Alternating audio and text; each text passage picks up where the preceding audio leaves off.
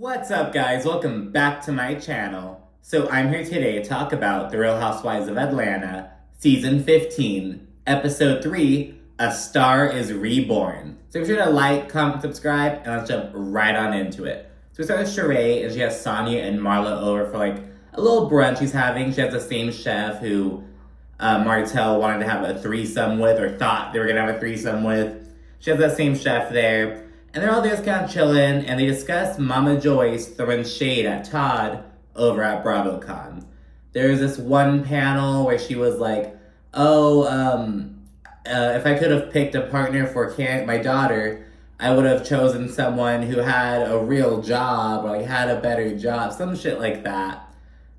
Just the same old shit, talking shit about Todd, so kind of get right on about that. Marlo's like, the streets are talking, Kandi. The streets are your mama. But yeah, and then Sanya brings up that after the reunion last season, Drew extended an olive branch. But at BravoCon, she was acting all brand new on stage, kind of like throwing shade at Sanya, all that stuff. And so Sanya was kind of caught off guard about that. But I really thought about because, you know, the place where the ladies are at, like in real time, is often different than like on the show. And it's like, so it's BravoCon. Everyone going is going to expect Drew and Sanya to have beef because that's where they ended off. You know what I mean? So it's like, I don't know. I'm like, is Drew wrong for that? I guess she could have been like, oh, you know, we're working on a relationship. Or like she could have leaned into the old drama a little bit, but then been like, oh, but you know, we're working on it. We're kind of trying to see where to go from here. Like something. But I guess to Sanya, she felt like Drew just kind of gave the impression that they were just like still feuding. So she's like confused. And Drew in the confessional, she points out that Sanya unfollowed her. So Drew's like, that's a big deal, unfollowing someone. That's making a statement. So kind of talking about that, kind of trying to see where they're at, essentially. Shereé then speaks on her interaction with Kenya over Martell. She says that Martell is like super sweet in person, and he's nothing like the dude who's on Love and Marriage Huntsville. She's like, I haven't seen that side of him, blah, blah, blah. I would not be attracted to that man. So yeah, that's what Shereé's saying with that. And Marlo, she admits that she wasn't super crazy about Martell at first, but she's like, he's been showing up. He's basically proven himself in Marlo's eyes. So we get that. Then we check in with Drew and Ralph. They go rock climbing. Later on, after that little flop rock climbing attempt, they discuss how Drew, she's looking to like start seriously working in music again, you know, kind of getting into it. And Ralph says that he's really excited about the prospects. You know what I mean? Like, oh, I'm really excited about what this can have. He says, oh, we can be like Ike and Tina. And then obviously Drew's like, huh? And then Drew's like, Ralph's like, oh no, like not crazy Ike, like regular Ike. So he says that, and in confessional, Drew's like, I'm on the wavelength like, oh, we're Beyonce and Jay-Z. But it's like, where the fuck did Ike and Tina come from? So that was really fucking random. Drew then brings up how her single, it got 34,000 streams. And she's like, oh yeah, you know what I mean? It's awesome. And Ralph's like, oh no, that's terrible. It's only a little bit. And Drew's like, really? That's just a little bit? And Ralph's like, well, you know, it's good for how we did it. You know, we did it with no promo, no marketing, none of that stuff. Just kind of put it out there. She's like, it's good, all things considered, but like, in the grand scheme of things, no, it's not a lot. You know what I mean? And Drew's like, so about that, I feel like you kind of, like, once you put it out, once you put the song out, you kind of just like, stopped. You didn't really promote it. You didn't really like, get it going, you know what I mean? So Drew's kind of talking to him about that, and I know Ralph is the producer, but I'm like, is Ralph also like her manager in some way? Of like, oh my goodness. But so yeah, Drew brings that up, and Ralph's like, look, I mean, I have my own projects going, and I have my own shit to do, so like, I have to, you know, stay focused on that. Basically saying there's only so much work that he can put into Drew's music aspirations. And it's like, well, why are you fucking working with her on this shit then? Like, if you're not, like, basically pulling your weight, holding up your end of the bargain, if you will, like, she should get some real representation, you know what I mean? So, yeah. In turn, Drew says that she feels like Ralph is, like, suddenly switching up. She thought they were, like, you know, full speed ahead with the music stuff, and now she feels like he's kind of pulling out, and she wasn't really expecting that. And then before we kind of go to the next scene, they discuss BravoCon, and Ralph brings up how a fan was like, Ralph, gaslight me, please.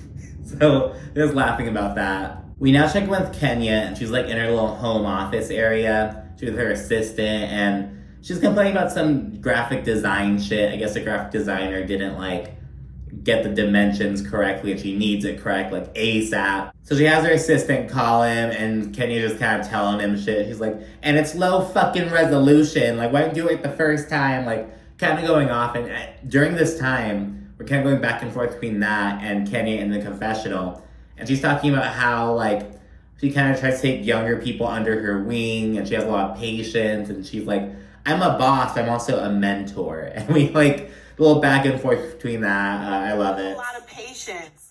And I have a soft spot for young people. And it's also low resolution. Kenya then calls Monyetta, and she asks her to choreograph an HBCU-themed performance. And they're both really hype about it. Like, oh, it's going to be so much fun. Monyetta talks about how even though she graduated from Louisiana Tech, she attended Grambling for 1 year. So it's like, I can tap into my HBCU roots, you know what I mean? So kind of doing that, both really excited. We then see Kandi, she's looking with DonJuan, and they're basically in the office running down like Kandi's must list, like going over things that Kandi has to do, and it's a very long list, and it's like, well, damn, you know what I mean? These are things that have to get done, not even like, oh, you know what I mean? So we can't talk about that, and she also mentions how she's going to be taking on an executive producer role for Todd's movie. And she's like, I don't want to be the lead, though, because then people are going to be talking shit. Like, oh, of course, Todd's producing a movie and having Kandi be the lead, blah, blah, blah.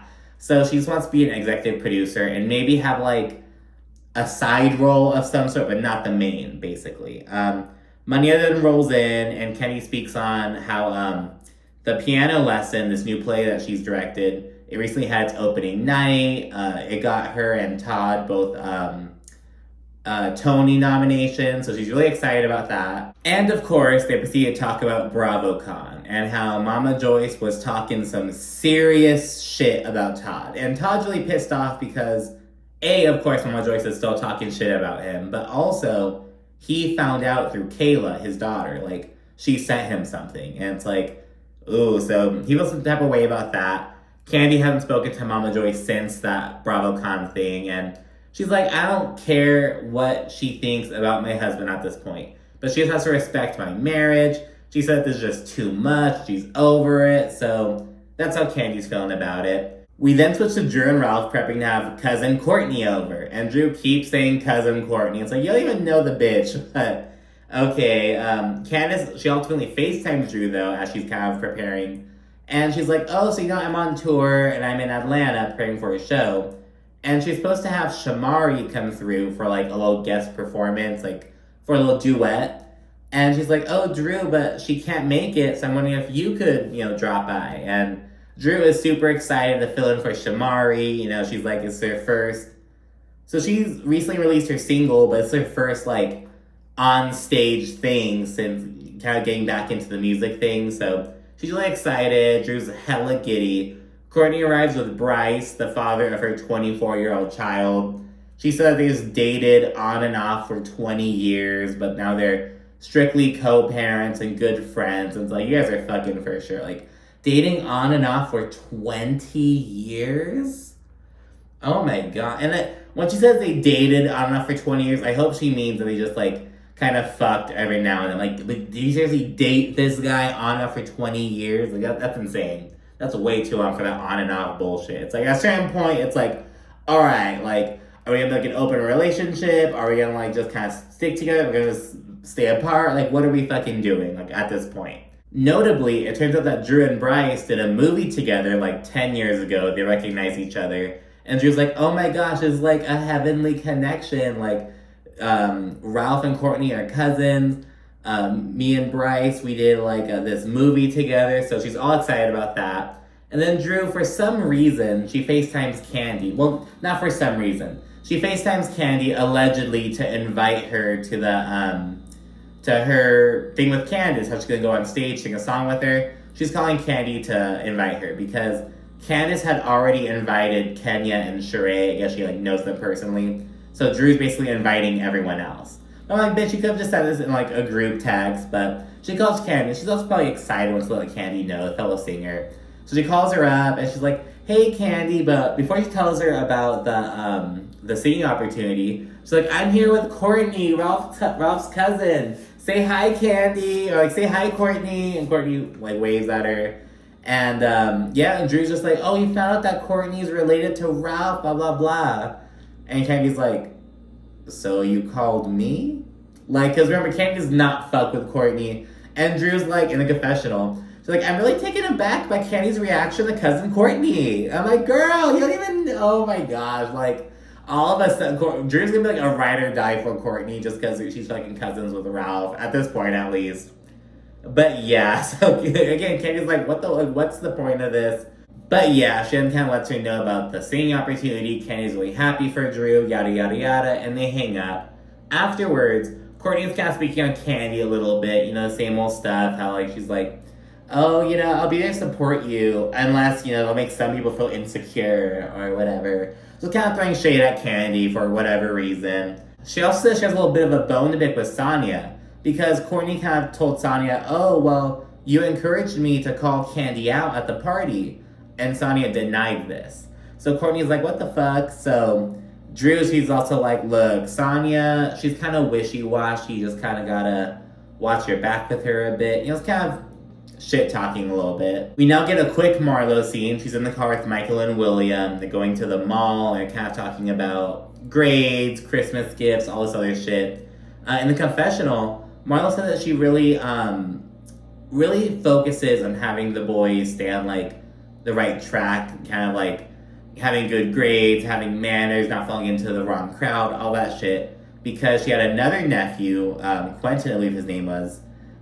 He passed away due to gun violence, like, a couple years ago. So she brings that up and how it's, like, a big deal for her. As she's chatting about therapy and stuff, she asks the boys, have you seen a change in me since we started going to the life coach? And Michael, the older one, he's like, yes. Just like that. And then right afterwards, William in the back seat, he's like, I can see that you're trying. So then we get Drew and cousin Courtney. They're linking up with Candiace at the venue, just like a little rehearsal kind of thing. Both of them are going to duet for one of Candiace's songs, like at the very end of the set. Candiace was like, you're not going to steal my spotlight, bitch. Just doing that. And then later on, we see people start to pour in and everything. Sanya says that's kind of frustrating to build a friendship with Drew, but she's genuinely hoping that she has a good performance, that she does her thing. She's kind of happy for her, wants to move on. Yeah, I mean, Kenya, Kandi, and Monyetta, they're all there, and they're noticeably short with Marlo. They all kind of greet her, but they don't really interact at all. They're kind of icy about it. We get a flashback about Monyetta's beef with Marlo, because we already know why Kenya and Kandi had beef with Marlo, but for Monyetta, she was cool with Marlo last season. When she rewatched it, she kind of saw Marlo's kind of talking some shit and stuff like that, and she feels like Marlo tried to play her. So we get a little flashback of that. Back when they were in Jamaica, Monyetta went out to go chat with Marlo, kind of like see what's up with her, because Marlo's beefing with Kandi at the time. And when Monyetta came out, Marlo was like, oh, there's Monyetta. Candy's letting her friend actually come and talk to me. Like, kind of talking shit about calling Monyetta a follower, if you will. But yeah, Courtney arrives. She's like, oh my god, hi guys. Like, she's very, as Kenya pointed out, she's very animated, very, you're gonna hear me and you're gonna see me and I'm gonna be a nuisance. Very much like that. Everyone's there except for Shereé. She's feeling under the weather. Although she points out that she would love to see Flop It with Drew on stage. So, yeah, Candiace begins the show with her little Beyonce wig on. We had a little montage of her performing, all this shit. Then Candiace welcomes her special guest, Drew Sidora.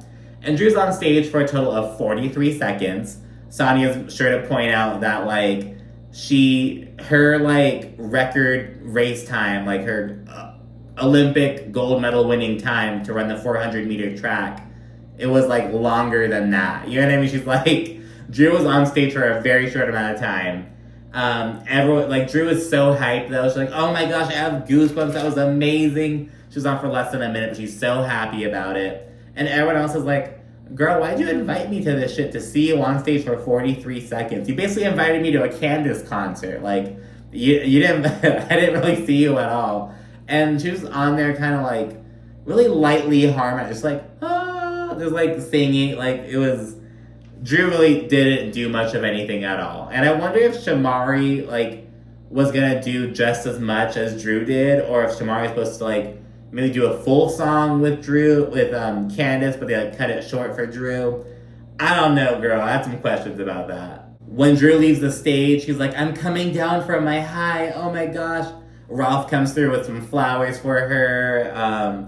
She says that Kandi soon won't be the only one with a Grammy in the group. All this shit. Drew is so hype. A little delusional, a little delulu, but you know, whatever, Drew. You know, she's been delusional for a minute. The ladies all then link up after the performance.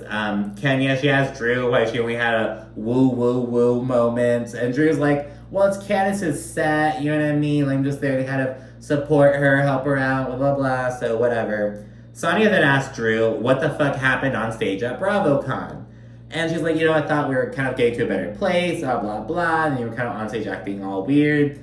And Drew's like, look, I thought we were kind of all good as well, but then I saw that you unfollowed me. I think it's because of the merch that I dropped. Then Sanya's like, oh no, it's not with the merch, it's because of how you're acting at the reunion. Because Drew was like, she did a hair flip and hit Sanya in the face. It was the whole thing. I think Drew, like, re-uploaded it or, like, posted something about it, and then Sanya just unfollowed her. But anyways, after Sanya explains that, Drew's like, oh, well, I'd really like to move on with you, maybe kind of build a better friendship, and Sanya's down for that as well. So they hug it out. Kenya's like, squash that beef! Squash that beef! That's a game they always play at BravoCon. So it's pretty funny. Marlo then observes that Drew and Sanya have this love-hate dynamic, which Kenya calls exhausting. Kandi's also over. She's like, keep that energy over there. I'm not with that shit. So yeah, and ladies are all like, oh yes, talk your problems out. This is a safe space to talk, blah, blah, blah. And then it's on for like 2 seconds. And then Kandi's like, well, Courtney, you know, in the spirit of kind of airing shit out, I heard that you had some things to say about me, you know, bringing the hood out, allegedly. And Courtney's like, first off, I was born in the hood, and I love the hood. And I said ghetto people came out, which is true, and I love it. And I have a couple of thoughts about that. So first of all, she was talking shit when she made that comment. She was not like, oh, like people were all ghetto, it was all lit. No, she was talking shit when she said it to Sanya and Shereé. Now she's trying to switch it up. Don't add that you love it now. So that's the first thing. And also, I'm not gonna cast doubt. Like, I don't know shit about Courtney. I don't know where she's from, blah, blah, blah. But if she is from, you know, the hood, as she says, I feel like she's definitely be the person to, like, try to distance herself as far away from that as possible. That's why she has that fake little Valley Girl accent, all that stuff. She acts like she does. So, I don't know. It was really weird of her to be like, oh, like, I was born in the... It was very much, like, it was just weird. Kandi's then like, well, and whoever threw the event should be happy that I got people to come out and support them. Instead of you talking shit about how they're all hood and shit like that. Kandi speaks on how she has a wide range of friends, and people should, like, never shit talk where someone comes from or, like, their background. She's really, like... Kandi's, like, pretty pissed about it, understandably so. And Courtney's like, you're so triggered! You're so triggered! All that shit. And Kandi's like, bottom line, I bring everybody out. And you're saying I bring the hood out? You are the ghetto. Talking all this shit. And she's like, I don't think the hood appreciates what you have to say. Just really letting Courtney have it. And yeah, Courtney does not look good in the scene at all. And then, in the spirit of talking shit out, of course, Sanya brings up Marlo's bullshit with Monyetta. And she asks Monyetta, oh, do you want to talk about that? Because you mentioned you felt like Marlo tried to play you last year in Jamaica, yada, yada, yada. And Monyetta owns it. She's like, yep, you know, that's exactly how I feel, and this is why, because Marlo's talking shit about me behind my back while smiling in my face, and I just can't do that because I'm not a fake person. She said that Marlo was unkind, all this shit. It doesn't really go that far, though. Marlo's like, is that all you had to say to me, beautiful? And Monyetta's like, girl, bye. So it doesn't get too far, but yeah, Monyetta's just not really here for Marlo right now. Once that's over with, Drew then asks Kandi, oh, so I haven't really been with the group in a minute, so like, what happened with the Blaze incident? Like, the incident over there? And Marlo's like, what are you guys talking about? And Drew's like, oh, the incident at Blaze was all over the news, blah, blah, blah. And Kandi's like, oh, I can't talk about it. And Marlo's like, what incident? You mean the shooting? You mean the shooting at Blaze? Bringing that up.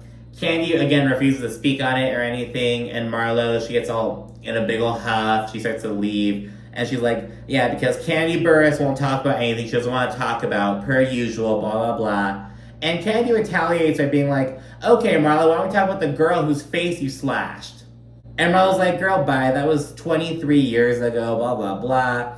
In the confessional, she's like, Kandi loves to deflect and bring up all kinds of old shit about me allegedly sleeping with old white men, the stuff with me and my mom, me, like, and my mug shots. But she doesn't want to talk about anything about her. She just wants to brush everything under the rug, and everyone else helps her out and lets her. So Marlo's really reading her down, and a lot of people agreed with this sentiment. And looking back, I was like, well, Kandi is, you know, like, the longest running housewife of all time. She has a lot of sway.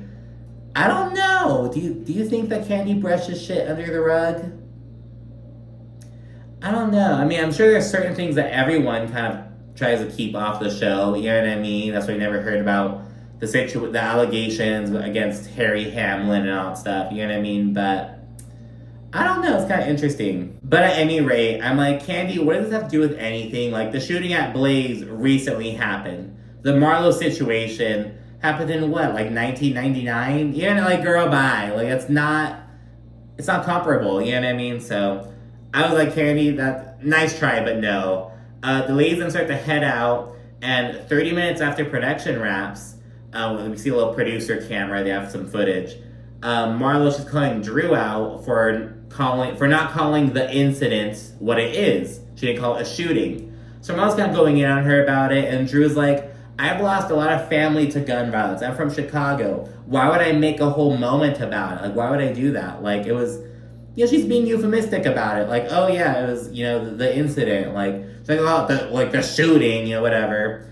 And yeah, and Marlo says that the whole thing is triggering. She also doubled down on this on Watch Happens Live. She says that's very triggering because her nephew who passed away, Quentin, he used to work as a chef at one of Kandi's restaurants. I don't know if it was at Blaze or OLG. I think it might have been Blaze. He used to work there as a chef. When he passed away, he wasn't working there, though. And Marlo brings up how once he died, she texted Kandi to let her know, because, you know, he was one of Kandi's former employees. And she feels like Kandi wasn't really, she felt like she basically didn't care enough. She didn't really give a shit, basically. So that's why Marlo's all, you know, in a tizzy right now. She says that everyone lets Kandi get away with everything, like not discussing shit, but Marlo's not gonna let that happen. Marlo says she feels like Drew is acting and all this shit, while Marlo, she's like, I'm not acting, I'm being real right now. My blood nephew is dead and you're sitting here acting. Drew is hella confused, and Marlo gets really fed up. She gets up and she screams at Drew. She's like, my blood nephew is dead, you bitch! And storms out, and everyone is collectively pretty confused. They're like, what? But Marlo's just saying that she was triggered, she was upset, and that's the root of it. So it's like, all right, Marlo. But yeah, that's the episode. Most centered on Drew, Marlo, and Courtney, surprisingly. But yeah. So anyways, thank you so much for watching. Be sure to like, comment, subscribe, and stay tuned for more. Thanks again. Bye.